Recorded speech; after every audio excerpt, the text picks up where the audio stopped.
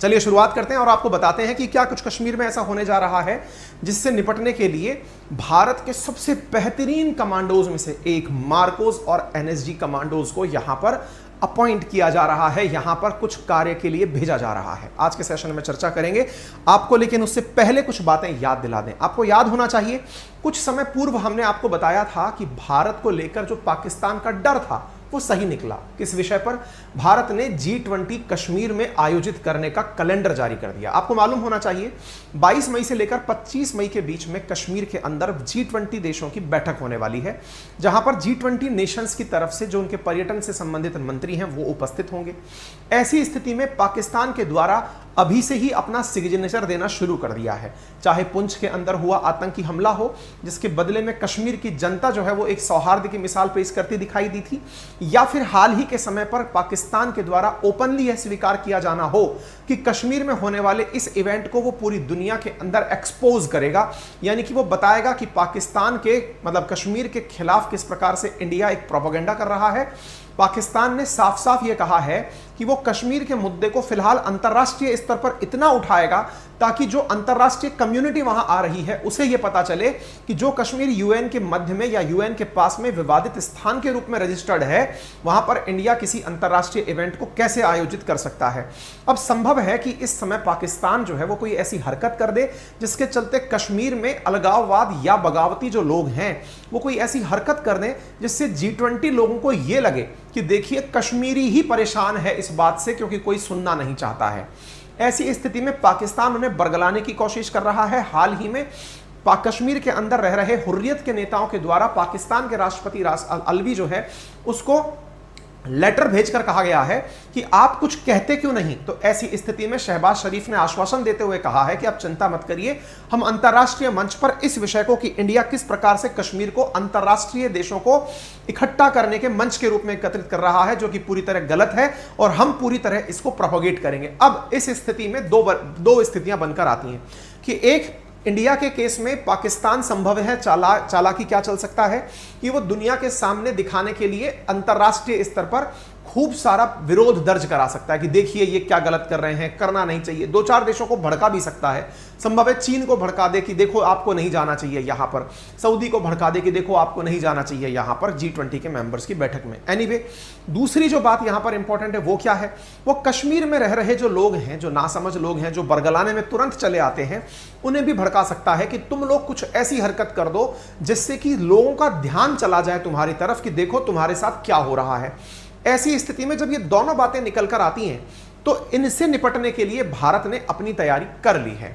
जब हमने अपनी तैयारी कर ली है तो हमने अपनी तैयारी में मराइन कमांडोज और आर्मी जो है वो G20 की बैठक से पहले श्रीनगर में नियुक्त करने भेज दी है। मराइन कमांडोज जिन्हें आप मार्कोस के नाम से जानते हैं, NSG commandos to be deployed to secure G20 meet in Kashmir, आप यहां पर सुर्खी देख सकते हैं, मराइन और NSG commandos to be deployed to secure G20। अब आप पूछेंगे इनके करने से क्या हो जाएगा। साथियों, आज ना हम इनके बारे में जानेंगे, कौन है हमारे देश के ये मराइन कमांडोज जिन्हें मार्कोस कहते हैं, और एनएसजी कमांडोज जिन्हें यह माना जाता है कि दुश्मन के 1000 सिपाही एक तरफ, एक हमारा सिपाही एक तरफ, क्योंकि इनका सिलेक्शन ही 10,000 में से पहले 1,000 में आना होता है और फिर 1,000 में से 1 में आना होता है, तब जाकर के बनकर आता है मार्कोस। कहते हैं कि मार्कोस और एनएसजी, मार्कोस होने को तो नेवी के कमांडोज हैं, लेकिन ये एयरफोर्स की एक्टिविटीज, नेवी की एक्टिविटीज और थल सेना की एक्टिविटीज तीनों को बखूबी निभाना जानते हैं, यानी इन्हें कहीं पर भी उतारा जा सकता है। ये वो लोग हैं जो पानी के अंदर साइलेंटली डूबकर, यानी जैसे वहां डल लेक है तो डल लेक के अंदर कोई ऐसी गतिविधि ना हो जाए तो संभव है कि मार्कोस वहां पर तैनात रहकर किसी भी विकट परिस्थिति से निपटने के लिए पानी में डाइव लगाकर उस स्थिति से निपटाया जा सके। ऐसे ही एनएसजी कमांडोज, तो इनको यहां पर तैनात किया गया है। तो इसका क्या उद्देश्य होगा आज के सेशन में हम समझेंगे। आज के सेशन में हम चर्चा करते हैं और बताते हैं कि marine and NSG commandos will be deployed to secure the venue the G20 working group meeting scheduled to be held in Kashmir later this month. 22 से 25 मई के बीच में जो होने वाली बैठक है उसको कंप्लीट करने के लिए इन कमांडोज को भेजा जा रहा है। तो जैसा आप सभी जानते हैं भारत के अंदर अगर हम यूनियन टेरिटरी 370 हटाने की अगर बाद में बात करें तो हमारे देश में जम्मू कश्मीर और लद्दाख नाम से 2 यूटी नए बन के आए थे। उनमें से जम्मू कश्मीर जो है उसकी राजधानी श्रीनगर के अंदर यह बैठक आयोजित की जानी है। सिक्योरिटी ऑफिशियल्स का कहना है कि जो भी इस मीटिंग को अटेंड करेंगे वहां पर सिक्योरिटी रिव्यू पहले से ही किया जा रहा है और पोटेंशियल टेरर अटैक्स जो पॉसिबल हैं उनसे निपटने की तैयारी की जा रही है। तो देखिए, 2 प्रकार के यहां पर टेरर अटैक संभव है। पहला एक अटैक संभव है जो अभी हाल ही में पुंछ के दौरान हुआ। पुंछ में क्या हुआ था, मतलब आर्मी के एक व्हीकल के ऊपर आतंकियों के द्वारा गनफायर किया गया था, ग्रेनेड से हमला किया गया था। दूसरी स्थिति क्या है जो कुछ समय पूर्व आपने पुलवामा में सुनी थी, क्या कि जाते हुए सेना के काफिले के ऊपर एक गाड़ी के अंदर आरडीएक्स लोड करके लाए गए और उसे गाड़ी से टकरा दिया गया। तो ये 2 प्रकार की स्थितियां हैं जो यहां संभव हैं। इन दोनों से निपटने के लिए ही असल में स्ट्रेटेजी बनाई जा रही है, ऐसा सिक्योरिटी फोर्सेस का कहना है। ये जो व्हीकल के अंदर भर करके लाने वाली चीजें हैं ना, इन्हें वीबीड के नाम से जाना जाता है। आप इधर देख सकते हैं, vehicle born improvised explosive devices, यानी कि व्हीकल्स में एक्सप्लोजिव भर करके लाना और उन्हें किसी भी जगह टकरा देना। कुछ इस तरह की जो घटनाएं हैं उनसे निपटने के लिए यहां पर कोशिशें की जाएंगी। यानी कि ऑलरेडी पता है कि जो पुलवामा में हुआ था वैसा दोबारा ना हो जाए। अंतरराष्ट्रीय स्तर पर भारत की सुरक्षा की जो गारंटी है वो दुनिया को लगे कि हां, इंडिया ने वादा किया था जो निभाया है। साथियों, आपको मैं याद दिला दूं, जिन मार्कोस की हम बात कर रहे हैं, सुनने में आपको मार्कोस और एनएसजी केवल एक सुर्खी लग सकते हैं, लेकिन एक मार्को बनने में कितना समय और कितना पोटेंशियल, कितना टैलेंट इन्वॉल्व होता है उसकी बयानगी आप इन बयानों से देख सकते हैं कि देश में चाहे आतंकवाद हो, नेवी ऑपरेशन हो, एंटी पायरेसी ऑपरेशन हो, इन सबसे निपटने में जिन कमांडोज का उपयोग किया जाता है उनमें आते हैं मार्कोस। मार्कोस से पहले एनएसजी का गठन हुआ था। मार्कोस 1987 में गठन हुआ था। अगर आपको कभी कुछ पढ़ने का मौका मिले तो मार्कोस के बारे में काफी सारी जिक्र जो है वो न्यूज मीडिया में भी है, बुक्स में भी है, और उनमें यह जानकारी लिखी जाती है, मतलब कई जगह मुझे ऐसे आर्टिकल्स मिले जिन्हें मैंने यहां पर कोट नहीं किया है। कहते हैं कि जब इंडिया आए थे ओबामा, तो अमेरिका की फोर्सेस ने जिस हमारी सुरक्षा एजेंसी से सुरक्षा की मांग की थी कि इंडिया के मार्कोस अगर हमें सुरक्षा प्रोवाइड करा दें तो that is nothing like it, यानी कि उससे बेहतर हमारे लिए कुछ नहीं होगा। कुछ ऐसी फीलिंग्स थी उनकी। आप इससे अंदाजा लगा लीजिए कि दुनिया में जो सबसे, मतलब एक तरह से समझा जाता है कि सब तरह के सबसे निपटने वाले जो कमांडोज जाने जाते हैं वो नेवी के, अमेरिकन नेवी के सील कमांडोज होते हैं। उनसे भी कई मामलों में बेहतर है हमारे मार्कोस कमांडोज। तो ये मार्कोस कमांडोज जो हैं, इनके बारे में कहा जाता है द फ्यू द फियरलेस, ठीक है ना। इनके सेना के अंदर मतलब बहुत कम लोग हैं, लेकिन ये लोग बिल्कुल फियरलेस होते हैं। इनके अगर आप मतलब फोटोज, पिक्चर्स इनको ऑपरेट करते हुए देखेंगे तो खुद से ही गूज़बम्स आपके दिमाग में आने लगेंगे। हर प्रकार की गतिविधि के लिए ये पूरी तरह चौकन्ने और तैयार रहते हैं। इन्हें चाहे कितनी भी क्रिटिकल स्थिति में, चाहे बर्फ हो, चाहे पानी हो, चाहे जहां हो, आप इन्हें उतार सकते हैं। The few is the fearless, ये इनका मोटिव वाक्य है। और इन्हें कश्मीर में तैनात किया जा रहा है, और कश्मीर में तैनात करने की खास वजह है ताकि आतंकियों में पहले ही ये डर बिठा दिया जाए कि यदि ये आ गए तो तुम्हें कोई बचा नहीं पाएगा।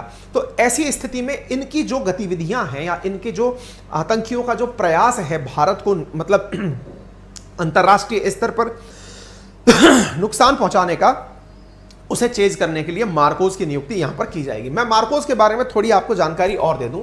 जानकारी यह है कि इन्हें कमांडो ट्रेनिंग दी जाती है, और इनकी ट्रेनिंग में कुछ चीजें ऐसी हैं जो कि जानने में भी बड़े ही मतलब सोचने में ही टेंशन क्रिएट कर देती है। जैसे इनकी ट्रेनिंग के अंदर एक पार्ट होता है हालो और हाहो। ये हालो और हाहो नाम की जो ट्रेनिंग है, इसमें हालो के अंदर जवान को 11 किलोमीटर की ऊंचाई से जमीन पर कूदना पड़ता है, जबकि जो हाहो है इसमें 8 किलोमीटर की ऊंचाई से जवान को कूदना पड़ता है और 8 सेकंड के अंदर अपने पैराशूट को खोलना होता है। यानी मार्कोस कमांडोज की ट्रेनिंग का हिस्सा है। जिस चीज को करने के लिए, स्काई डाइविंग करने के लिए लोग विदेश जाकर पैसे खर्च करके आते हैं, वो काम इन्हें रेगुलर रूटीन में इतनी ऊंचाई से करना होता है कि वहां पर जाता हुआ प्लेन और फ्लाइट भी दिखाई ना दे।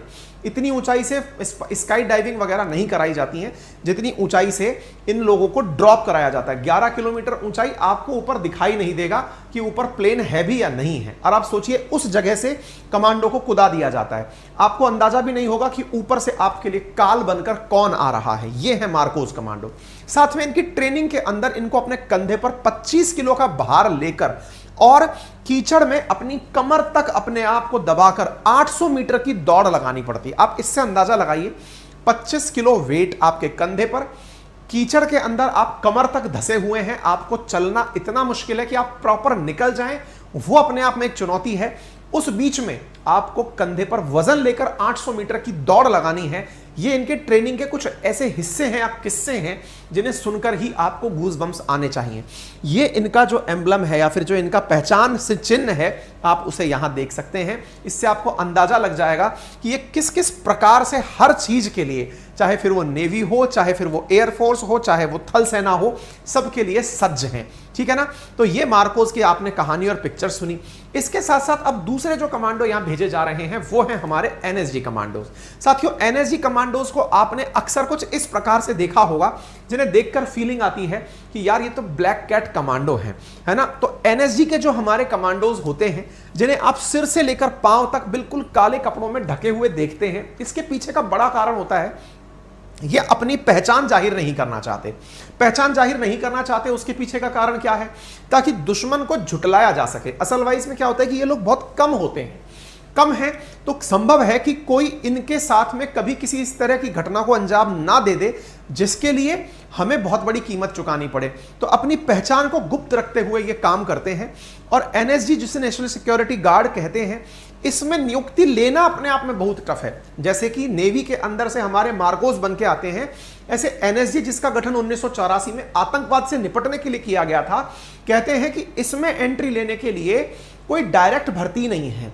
इसमें एंट्री लेने का जो तरीका है वो कम से कम आपको 10 सेना के अंदर 10 साल का अनुभव होना चाहिए। नंबर एक, जो इंटरनेट पर, सोशल मीडिया पर प्राप्त जानकारी है वही मैं आपसे साझा कर रहा हूं।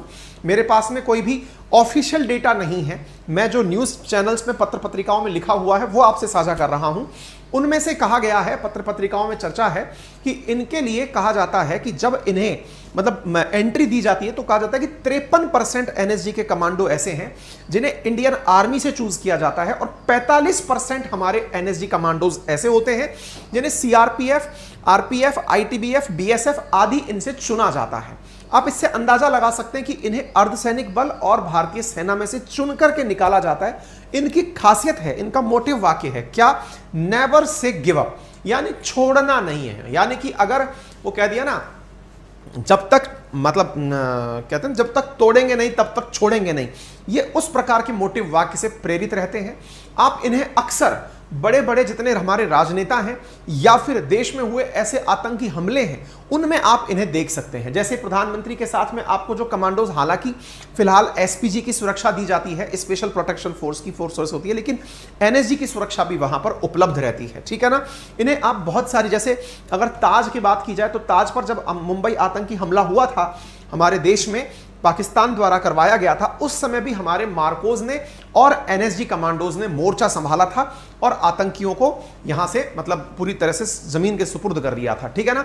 तो अब आप इस बात की आवश्यकता समझ लीजिए, क्योंकि ये वो ऑफिशियल कटिंग है जिसमें पाकिस्तान ये कह रहा है कि उसकी फॉरेन मिनिस्ट्री इस पूरी प्रक्रिया को एक्सपोज करने की, लोगों के सामने लाने की कोशिश करेगी कि भारत में G20 कश्मीर में नहीं होना चाहिए। यह पाकिस्तानी अखबार डॉन की खबर है जिसे आप देख सकते हैं।